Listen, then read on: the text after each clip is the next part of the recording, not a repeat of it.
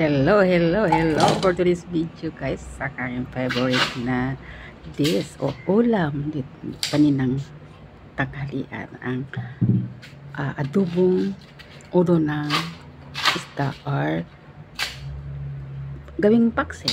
So ayan, bago ko siya lutuin guys, siyempre hugasan natin siya ng maayos.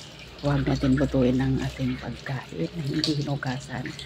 At hindi nyo rin dyan makikita dyan sa aking upload na nag-i-slice ako ng mga gulay or something like garlic, onion, because pag nakikita kasi yung madalas na gamit or like kutsilyo, wala sang earning, so iniiwasan ko. So ayan, kaya nung nakita nyo is nakahiwa na siya, pinakita ko na lang yung paano or nakahugas ng maayos. So ayan, ang sarap po talaga yan guys.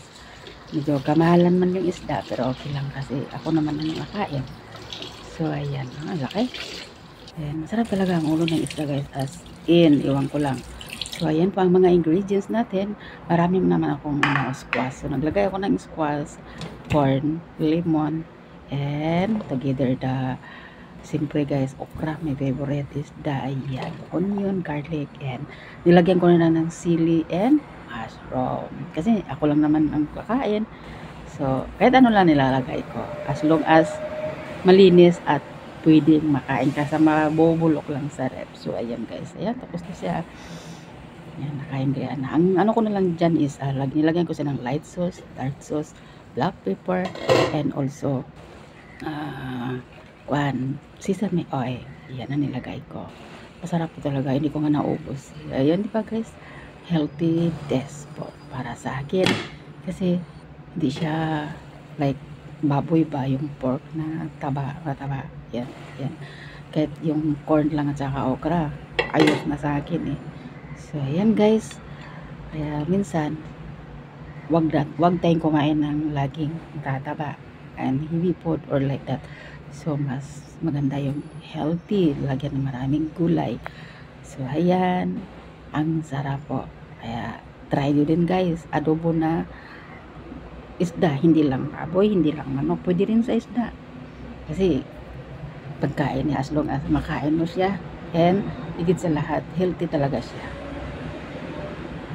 Ang sarap po talaga. So, ayan.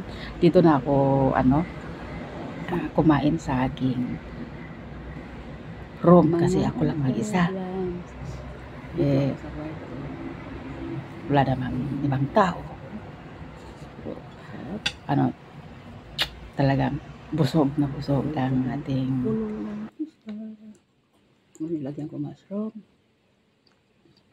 squash, kubasa. Marami kasi akong kubasa. Sayang man. Okra.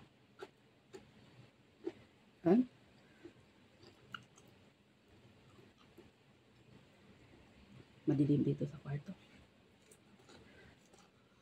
Wala. Thank you for watching.